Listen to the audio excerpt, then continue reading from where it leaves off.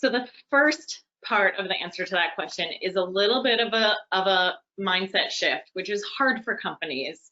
But that is, I actually think of content as a time saver if you do it right.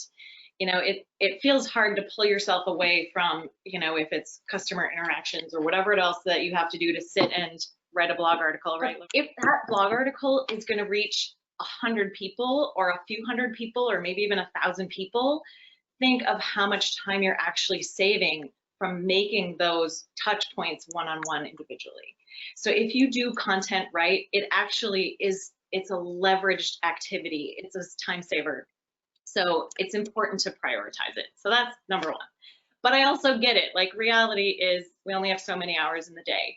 So two more thoughts on this one. One is format. Content really comes in two different formats. It's either written or it's spoken. Now there's many, you know, forms within each of those, but those are that's the two methods of communication. And people and companies are different in terms of what works better for them. So if the idea of like stepping in front of a video camera is horrible and the technology of trying to upload it or, you know, edit videos or do that is overwhelming for you and you get stuck, then that might not be the quickest, easiest way to get started for you.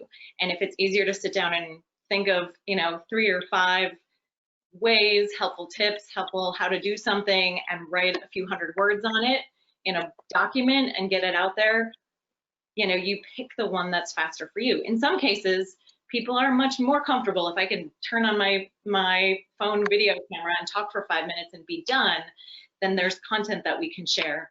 That's great. So it's neither one is inherently faster. It depends on, you know, the wiring of the person who's doing it and the company and their capabilities. So I look at format for how can we easily, quickly get content out.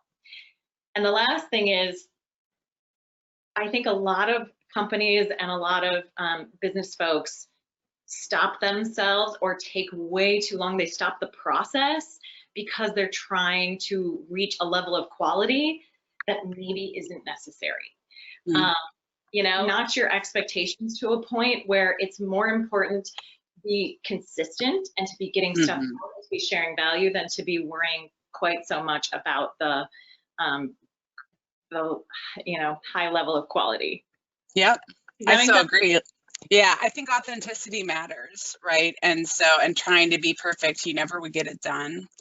I'd add in there as well, just having worked with Sarah now, you know, I have fallen victim to not prioritizing the content I need to get done. But it is so powerful for so many reasons. And one specifically to me is the idea of being able to repurpose content that we've created. So if you take the time to get something done, you can leverage that content for future initiatives, whether it be a webinar or some additional offer you're trying to come up with. And so just setting the time aside and making sure you get it done, it could lead to future opportunities for you and you just don't even know it yet. I like to think of it as an asset. You are literally creating an asset for your business that you can use and repurpose, like Jared said, in all sorts of different ways, which is not the same necessarily for all the other activities that you're doing.